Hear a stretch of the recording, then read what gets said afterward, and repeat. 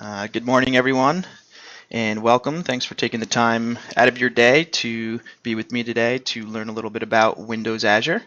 My name is Paul Wismar. I'm a senior systems consultant with Nortec Communications, and as you know, Nortec is the leading systems integrator in the Mid-Atlantic states and has been so for over the past 20 years. And we do core infrastructure, communications, messaging, and cloud. So just to give you an idea of what we're going to be doing today, it's going to be like an overview of Windows Azure. I'm going to do about 10 minutes of slides just to sort of set the stage for us to give us some context about some of the things that we're going to be talking about. I'm going to go into some specific use cases. What is Windows Azure? Why do we want to use it? Why should we care? What's coming, and then I'm going to do a demonstration that's probably going to be 20 or 25 minutes, and then after that we're going to do a question and answer session. So hoping you guys have some really great questions for me. I'm excited to be here presenting, and away we go. So what is Windows Azure? Essentially it is a monumental cloud offering from Microsoft. And within that, it is Microsoft's data centers the world over to which we can subscribe so that we can deploy applications and services and get those applications out to end users and to our customers. And there's some really cool ways that we can do that. So, it is data centers and there is a subscription. It's this pay-as-you-go type thing, but specifically, Azure is infrastructure as a service, it's platform as a service, and it's software as a service. And today we're going to be focusing particularly on the infrastructure as a service aspect of things. And those three things, if you haven't, I'm sure everybody's heard those things being thrown around, and we're going to try to develop a little bit of clarity around exactly what they are and how they fit together and how Windows Azure is an offering for each of those things. We're also going to see that Azure is self-service provisioning. There's a portal. When we get into the demo, we're going to see all the things that Azure can do for us, how dynamic it is, how scalable it is, and just how agile we can be by leveraging Azure. Like I said, it's a global scale. So we have a slide coming up here in a minute or two about the footprint of Windows Azure currently. We're going to look at some cloud patterns, and that kind of talks about the different ways that we've dealt with things traditionally in IT, and how Windows Azure and how Microsoft's cloud offering can help us overcome some of those things or to augment some of those things. And then, like I said, we're going to look at some use cases, some common scenarios. What are some good ways to get started with Azure? Okay, so a lot of feedback that I get, people say, well, it's Microsoft, so it's just Microsoft infrastructure in the cloud, right? Well, that's not true. Microsoft has taken great leaps in order to cooperate with partners and to allow us to run many different pieces of software and virtual machines within Windows Azure. If it's SUSE, Ubuntu, CentOS, it's Oracle. And we see when we get into the demo, there's these platform images are pre-configured images that we can deploy as virtual machines. And by default, there's dozens and dozens of platform images within Azure for us to deploy into our infrastructure as a service. All right, so this slide I like quite a bit. Let me just build it all out here, because it really shows us what the distinctions are between infrastructure as a service, which, like I said, is what we're going to be focusing on today, platform as a service, and software as a service. So all the way on the left here, we have our on-premises, our private cloud, if you will, and we're responsible for absolutely everything, right? This is our data center, this is our server closet, this is everything we do from top to bottom, the entire stack. We manage all of that stuff. Just had to let a couple people in the lobby there, sorry. So we're managing absolutely everything on the left. So sort of the paradigm shift now is we're going to start consuming infrastructure as a service and platform as a service and software as a service. So if you look at the first stack here, the infrastructure as a service, we don't have physical access to the servers that reside within Microsoft's data centers. We don't physically manage them. We don't ship computers and have Microsoft rack mount servers for us. All of that stuff is done for us. So in the infrastructure as a service model, where we're starting is with the virtual machine and virtual networking, and then building to the OS runtimes, applications, and data on top of that. And as you move across the platform, you can see that what's managed by the vendor, what's managed by Microsoft and other cloud providers, quite honestly, increases as we move across these stacks here. So when you get into platform, well, hey, I don't manage the virtual machine, the OS, and the runtime anymore. And then when you get all the way over to service, to software rather as a service, at that point, all we really manage is the data and access. And a great example of this is Office 365. We're managing identity and access, but we don't manage Exchange for Exchange Online portion of the Office 365. We don't manage Link. We don't manage SharePoint. Those things already exist for us, and we're plugging our users into those things. So I really like this slide because it makes that distinction of what exactly these things mean, because you hear, IaaS, infrastructure as a service, platform software as a service, being thrown around so much, and for me, this really just nails it home.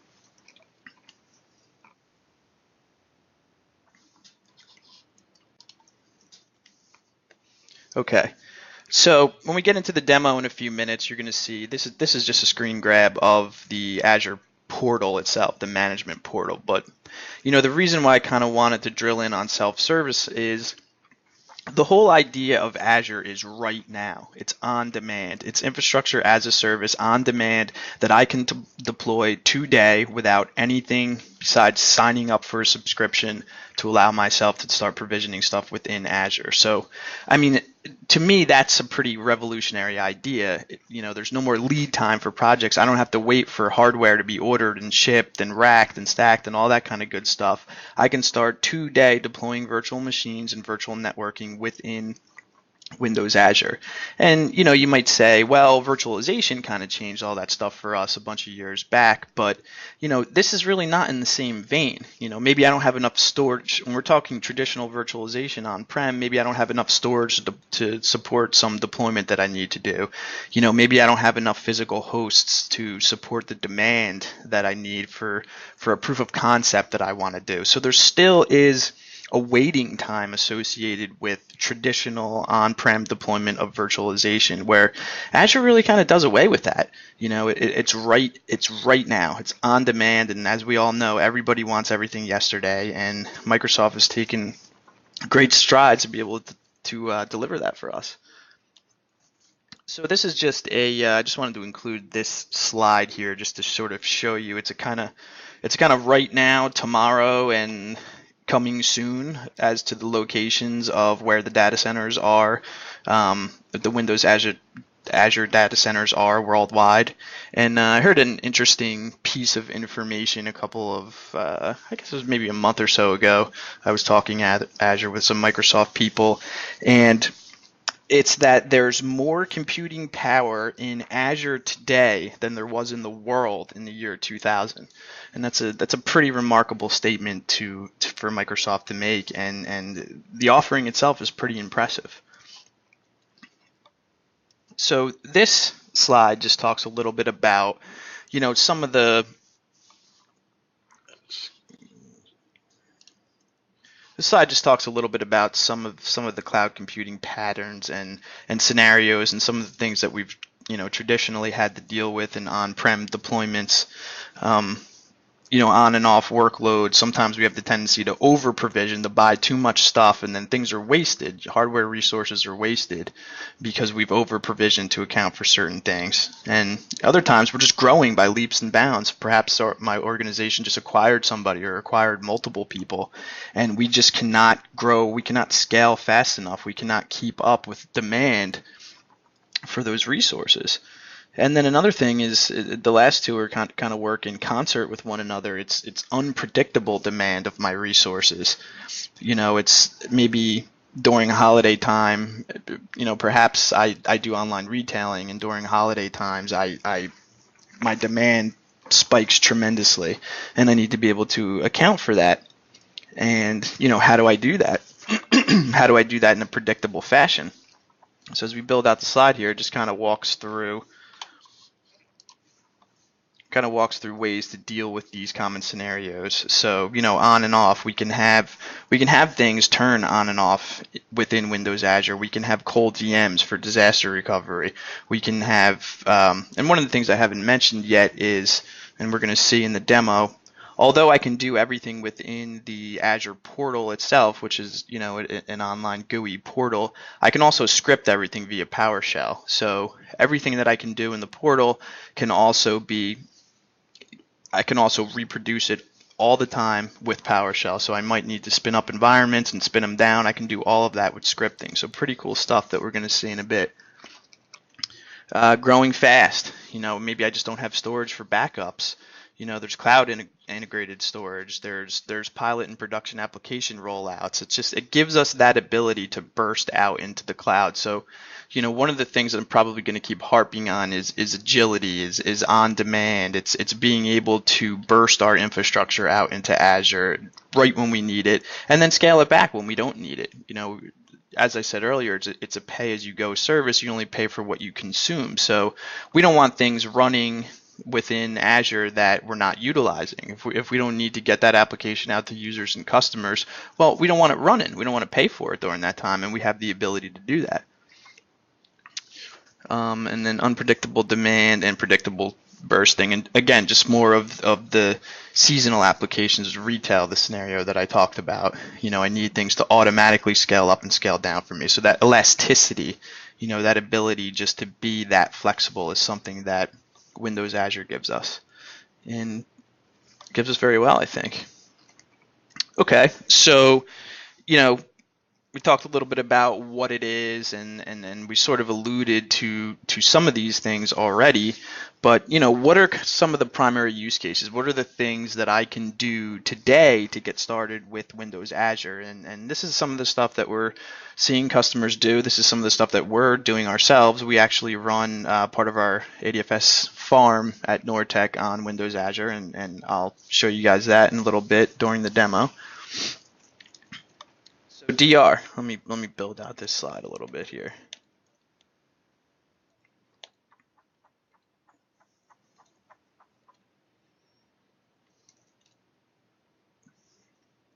Okay, so in order to, sort of one of the foundations of being able to expand into Azure, or to burst into Azure, or using Azure as a disaster recovery site, is what we need to do is set up a VPN tunnel.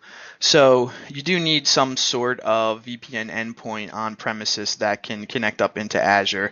And pretty typically today, most customers and most companies have some sort of hardware-based appliance that can terminate a VPN endpoint. And if you don't, we can use RAS to do that. We can do it all in software. But if I need to connect my on-premises environment, or even pieces of my on-premises environment, to Windows Azure, I need to establish that VPN tunnel. So here we're talking about a disaster recovery scenario where we're talking about moving, so Active Directory and DNS we have up in Azure. We have SQL, file server, and we're using it just as a secondary site. Maybe I don't have a second, I have a corporate headquarters that has my on-premises environment, but I'm not a very large customer. I'm not geographically dispersed, but you know what? I really want DR, and I really want to be able to do that quickly.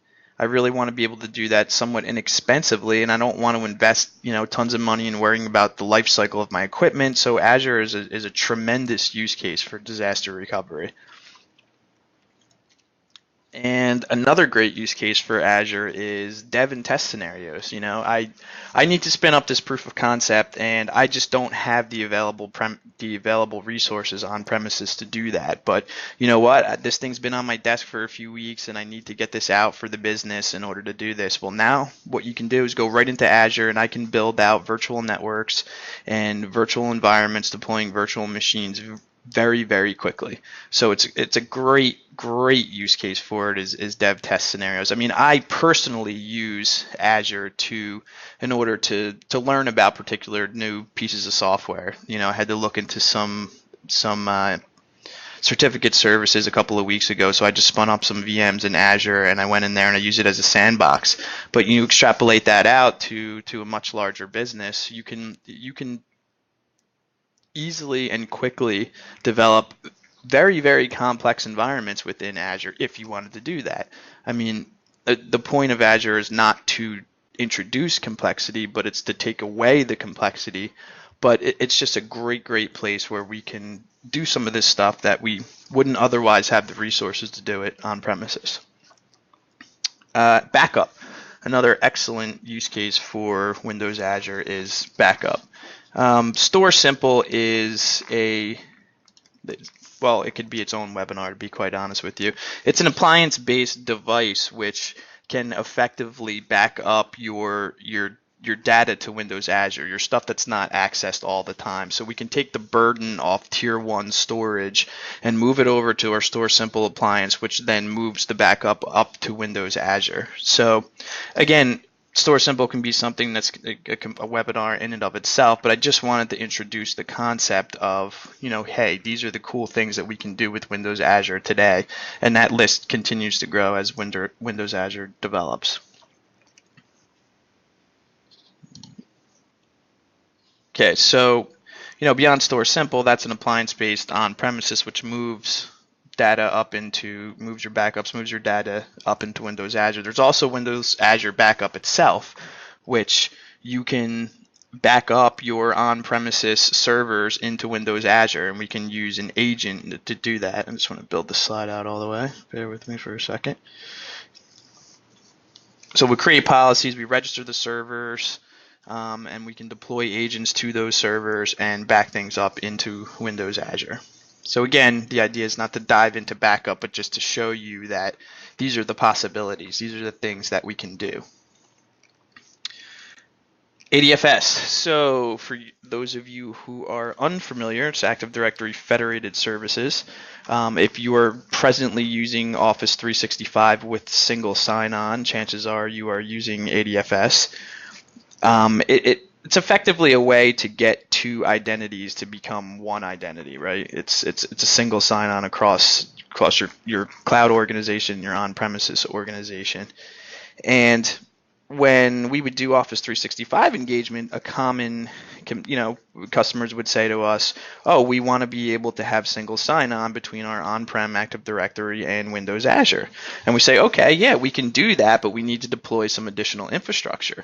And customers weren't really keen on deploying additional on-premises infrastructure because the idea is that they're moving away from on-premises infrastructure and trying to get into a more cloud-based operating model. So one of the things that Windows Azure does really nicely is it gives us the ability to deploy those additional pieces of infrastructure within Azure so that we do not have to deploy anything on premises. So the scenario here on the left actually shows you each of the, we still need the VPN tunnel as I talked about earlier, and the only thing that we need to have on premises is Active Directory. And then we put all of our other pieces up in Windows Azure. There's our directory synchronization. That's how we get our identities from on-prem up into the cloud. And then our ADFS servers are the ones that actually are going to be providing us with single sign-on between your cloud-based Active Directory identity and your premise-based Active Directory identity. And then on the right, it's a scenario where you're split. So you have some of your ADFS infrastructure on premises and you have some of your ADFS infrastructure in Windows Azure.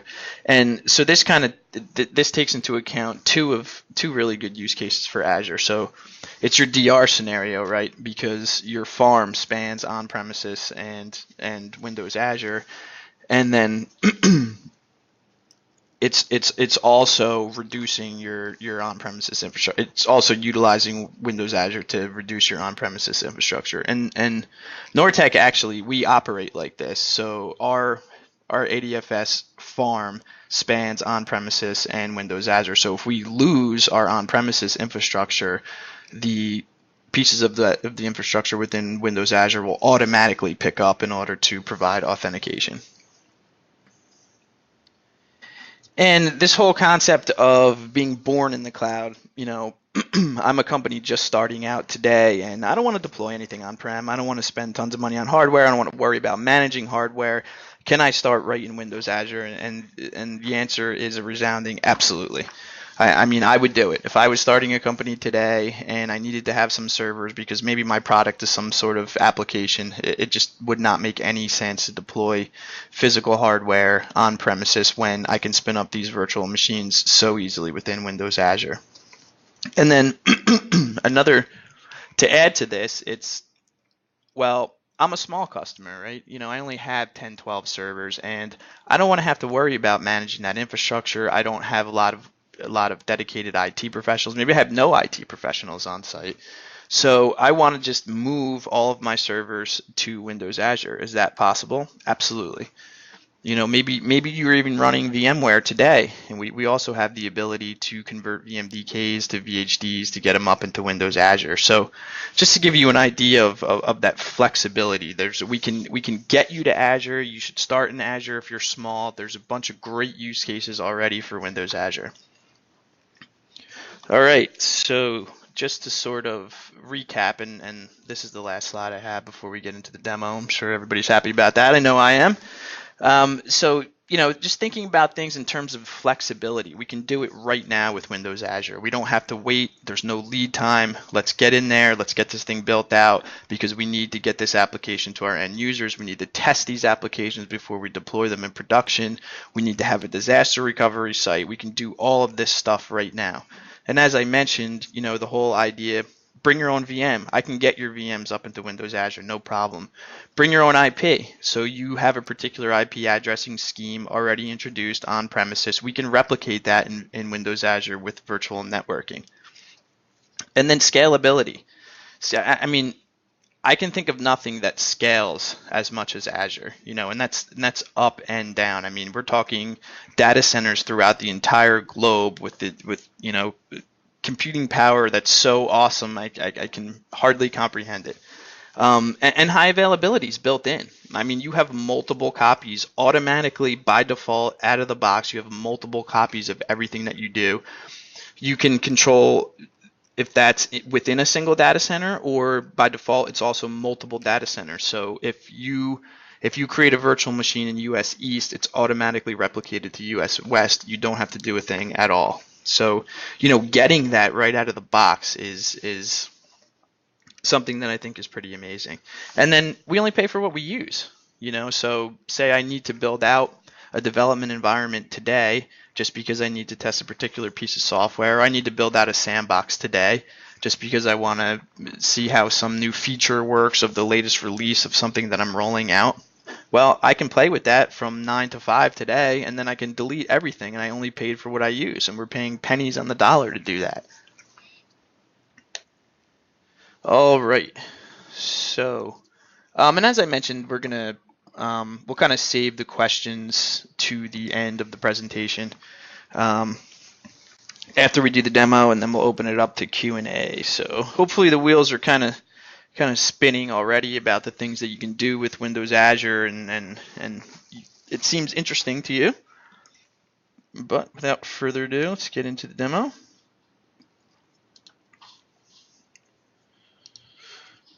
All right. So my plan is to kind of just do a tour, and we'll get into somewhat deep into. Oops. We'll get somewhat. I don't even want to use the word deep. Into the infrastructure as a service piece, we'll go into a little bit more depth, I'll say.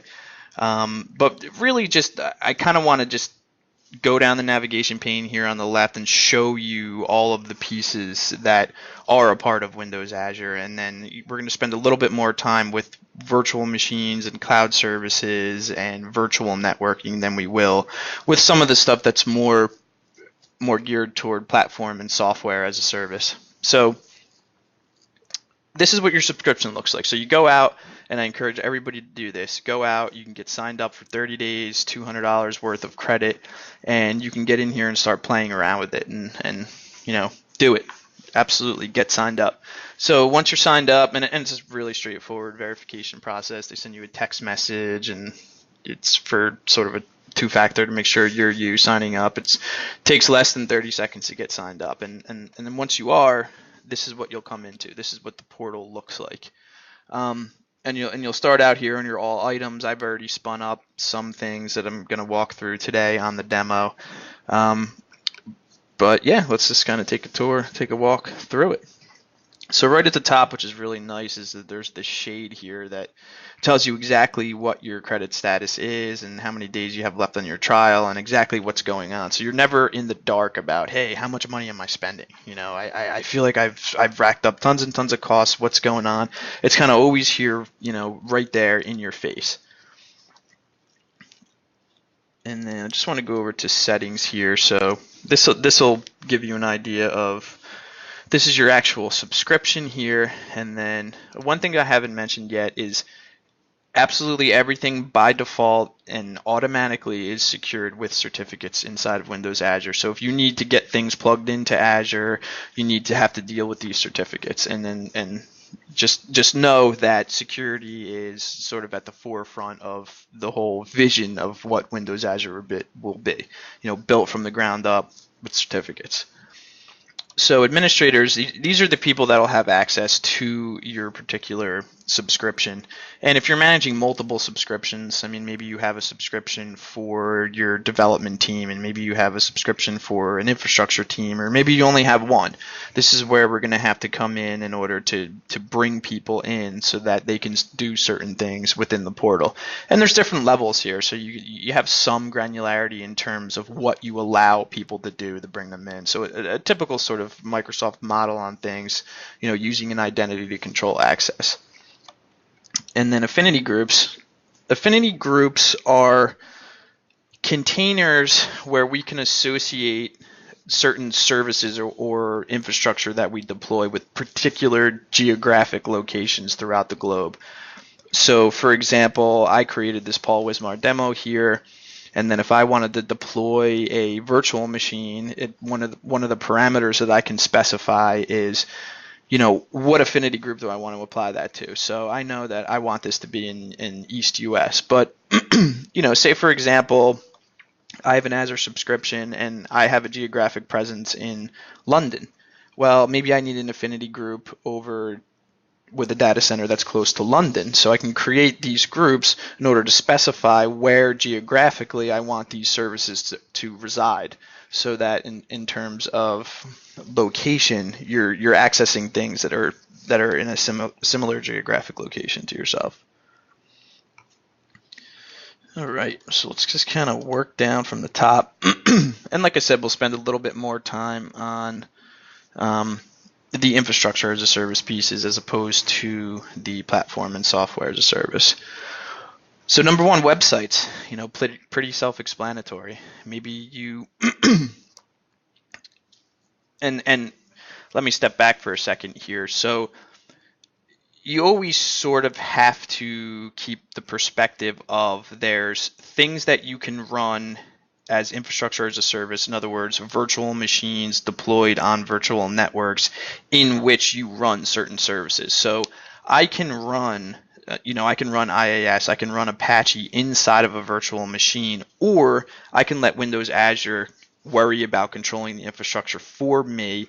And in the case of websites, that's what this is. So this is not something deployed within a virtual machine. This is more of your software as a service. You know, I have this great idea for a new product and I need to deploy a website. It needs to be scalable and it needs to be global.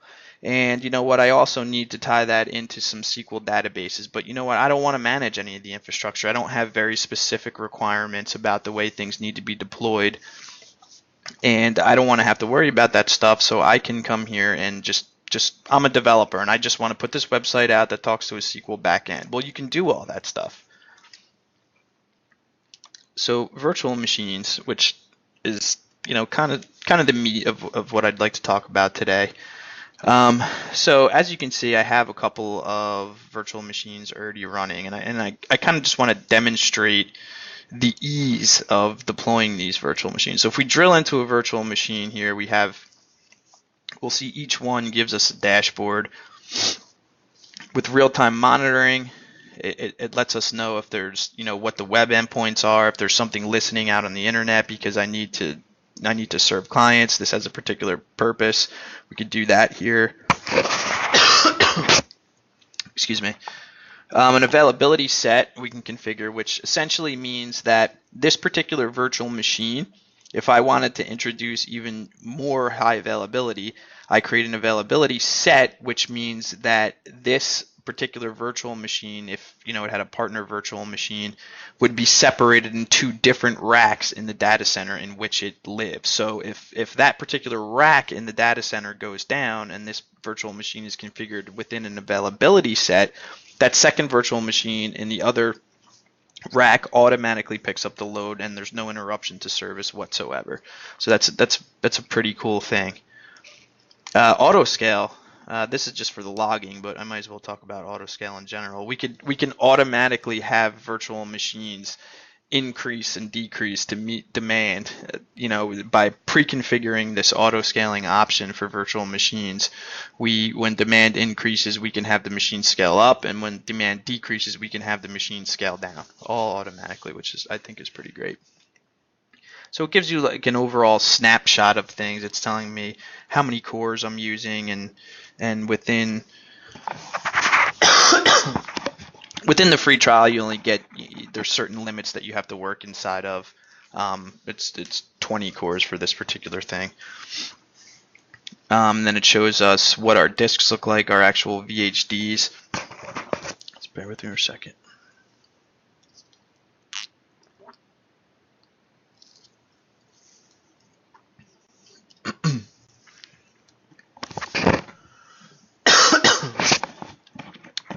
Excuse me, sorry, I'm just getting over a cold here and got a little something going on in my throat.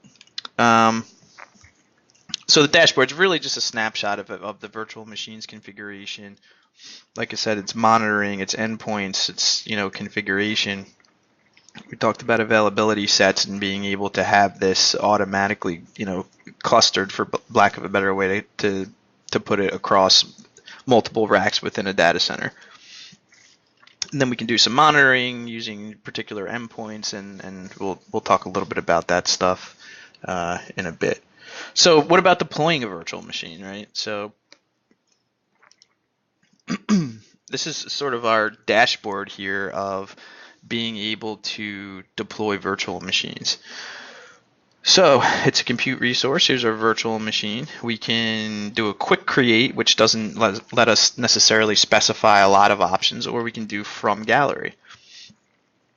So if I click into gallery, so this is all of the predefined. I spoke a little bit earlier about there being predefined images within Azure of things that we can deploy, operating systems, Linux variants, Oracle, all that kind of good stuff. So all of this stuff, and this list has grown tremendously in the past 6 months. This list has grown, quite a bit. There was few, and every time I come back in here, which is pretty much daily, there I'm like, wow, there's even more choices and more choices. So just to give you an idea, there's all these different things we can do with SQL. There's all these BizTalk stuff, Java, Oracle, so what I spoke about earlier about Microsoft really making it friendly for other vendors to come in and run infrastructure as a service in here. It's pretty amazing. So we'll just pick data center, right? So, or you can kind of filter things out over here on the left if you're looking for a particular image that you feel that you need to deploy. And then there's also, we talked about getting virtual machines up into Windows Azure. How do I do that? If I take my on-premises image and that's uploaded into our storage account, which we'll talk about in a little bit, and then I can deploy from that image, or I can deploy from this. That's my stuff that I built on premises and uploaded to Windows Azure. So we'll just pick, we'll call this Paul Wismar demo. Let's call it 12.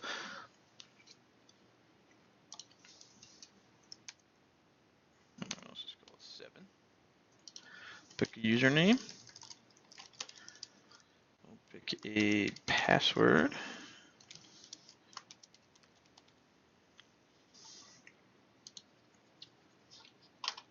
So cloud service, I'm going to kind of intentionally skip over here for a minute because I want to talk a little bit more about that. So for right now, we'll just tell it to create a new cloud service. When you create your first virtual machine, it will automatically have to be deployed within a cloud service. So we talked about Affinity, talked about our storage account, which we haven't yet talked about it to a great extent. We're not going to create an availability set there. So these are the publicly accessible ports. As you can see, RDP and PowerShell are by default. So once I create this virtual machine, I'll be able to hit it if I so choose. By allowing this RDP access to it, I'll be able to hit it from anywhere in the world. And that's it. So that is provisioning, and within minutes of us creating that virtual machine, we'll be able to interact with it and do whatever it is we need to do.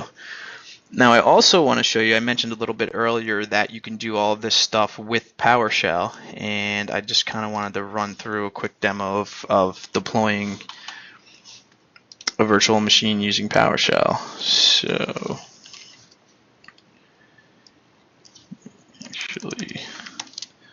So it's pretty straightforward process. You need to download Windows Azure PowerShell from Microsoft's free download, and then in order to get connected up to your subscription, you actually have a global settings file that you download and you import that in. I'm not going to show that, but I did all that stuff earlier. So, and then I control multiple subscriptions from here, so I just need to set the right one. So when I deploy the virtual machine, it goes into my demo environment. So let's do that here. Subscription.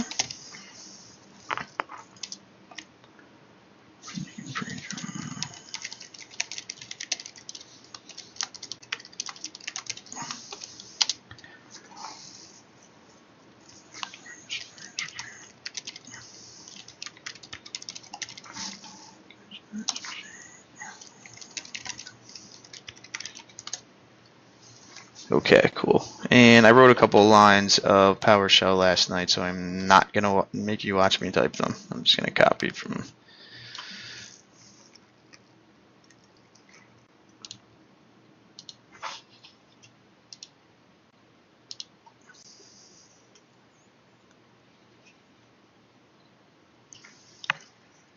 That did not work the way I planned it. And this is a live demo, so of course that would happen. Let's try to go back in there.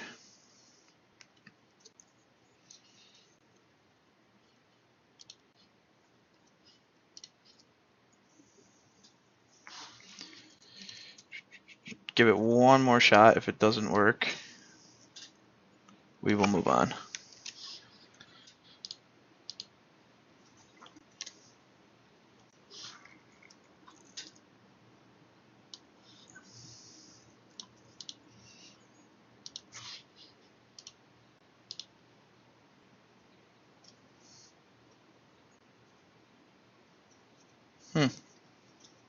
Okay, I'm not quite sure what's going on with that, but we'll move on from there. I apologize for that. Of course, it's Murphy's Law during a live demo.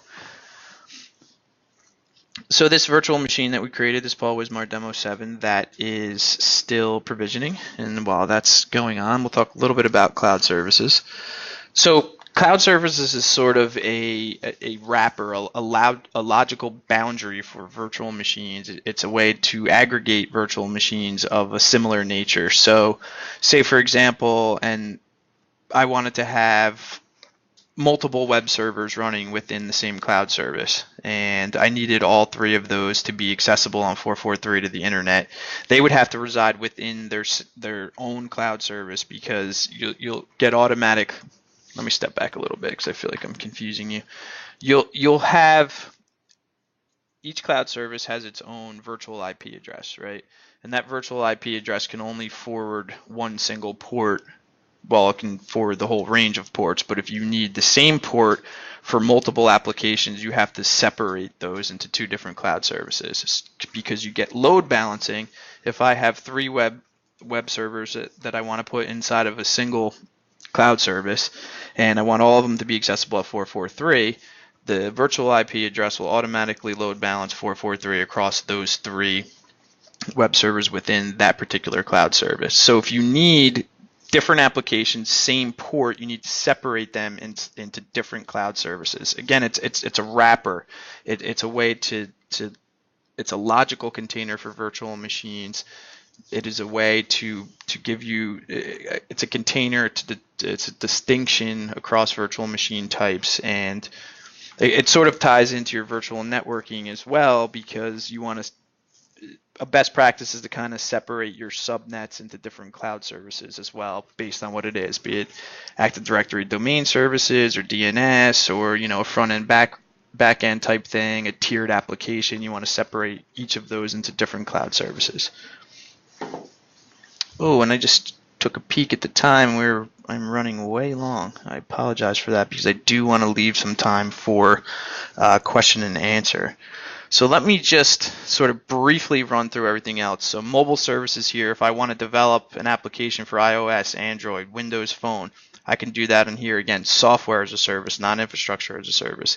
SQL, again, software as a service, not infrastructure as a service. So this is a database. If I don't have particular requirements that require me to deploy SQL within a virtual machine on Azure, I could, I don't care to manage the infrastructure. I would use SQL Azure.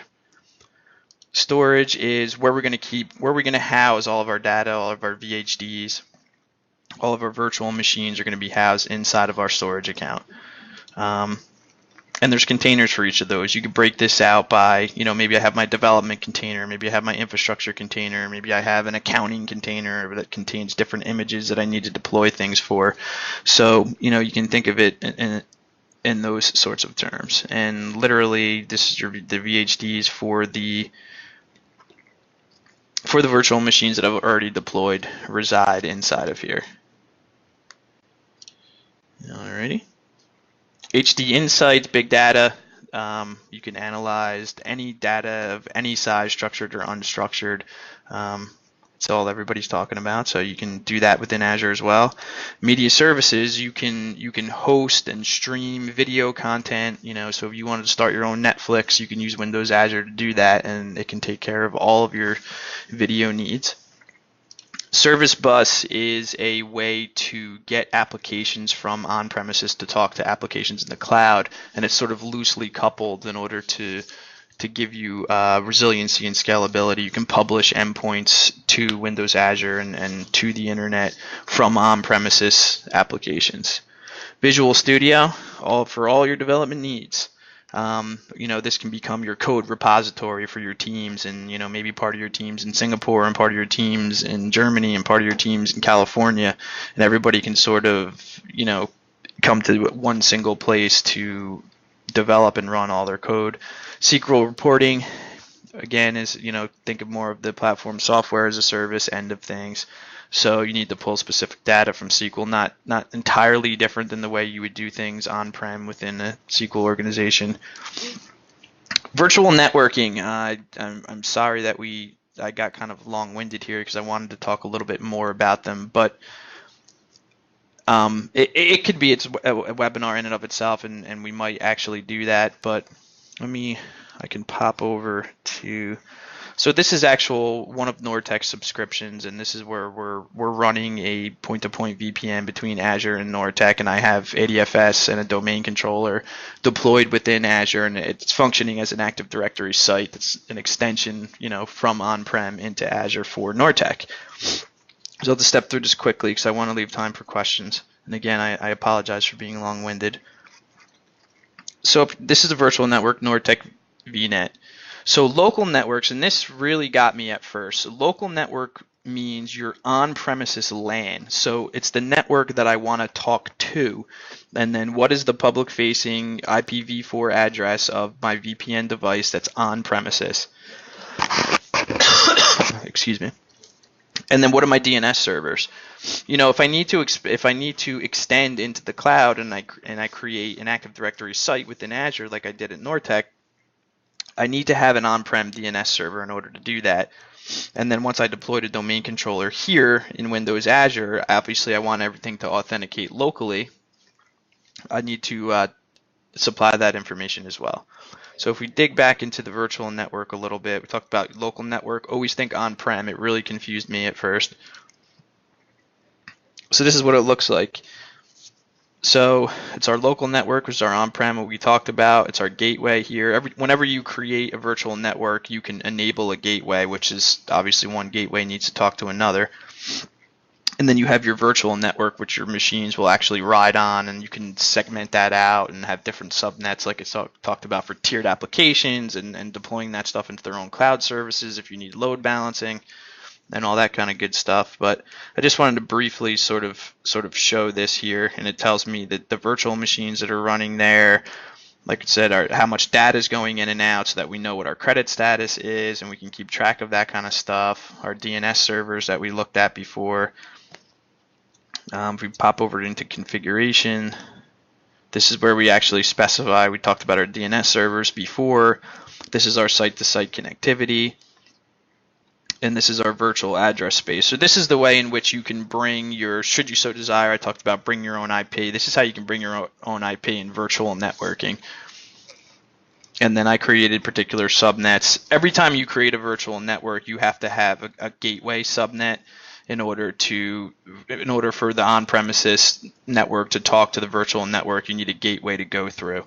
So you always have to create that gateway network, and then I just simply created an Azure subnet for Nortec here. But like I said, you would have like a SQL subnet, and you could do an AD domain services subnet, and then on and on from there. And then, like I said before, about certificates securing everything. All right. I talked about service networks, traffic managers, a way to do traffic shaping, and it's also a way to keep certain traffic in certain geographic locations. Management services is kind of, we can do alerting and monitor logs of everything that's going on. AD, and again, this distinction of infrastructure as a service versus software as a service. This is Azure Active Directory, and if you're a 365 customer, you're already using Azure Active Directory. That's your tenant when you sign up for 365. So your identities get created in Azure Active Directory, and then if you want single sign-on, that's how you deploy ADFS in order to merge your on-prem Active Directory identity with your cloud identity in Active Directory. And this kind of feeds into just identity and access as a whole, a single sign-on with third parties like Google and Facebook and Dropbox, I think, is one. In terms of this whole concept of bring your own identity, people don't want to have to remember, I have a personal identity or multiple personal identities, and I have multiple corporate identities, and there's multiple entities within the same organization. Sort of bringing all that together and sort of bring your own identity concept. I think Azure Active Directory really paves the way for that stuff and really sort of rolls out the red carpet. Add-ons, it's kind of like the App Store type thing where you can bring certain things into Azure.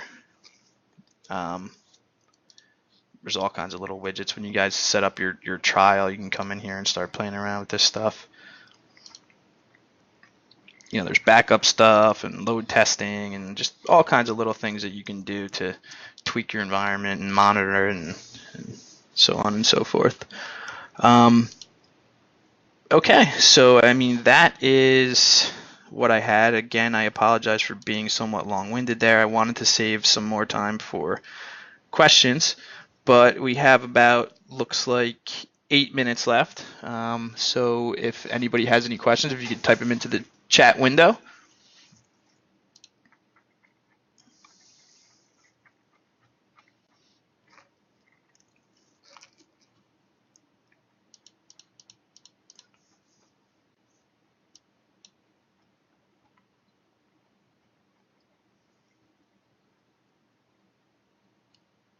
How is licensing handled? You do not have to pay. So the question is, how is licensing handled for virtual servers? And the answer is you do not have to pay any additional fees. So as part of your pay-as-you-go, part of your subscription, when you roll out a virtual machine, your licensing and all that stuff is included. So it's not additional. There's no additional fees there for standing up infrastructure within Azure.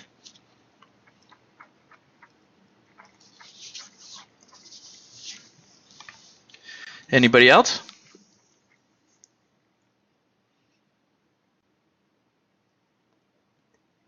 Well, either I've completely bored you, or you're advanced Azure folks already, or I don't know. But that is all I had. If there's no additional questions, then I guess we'll end things there, and you'll get 5 minutes of your day back.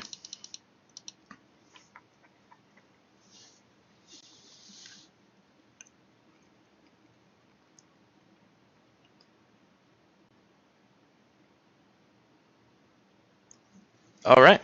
All right, everyone. Thank you again very much. If you have any questions, feel free to reach out to me. Let me throw up my email address one more time. There it is there, if you want to take note. And thanks very much, everybody. We hope to hear from you soon, and reach out with any questions.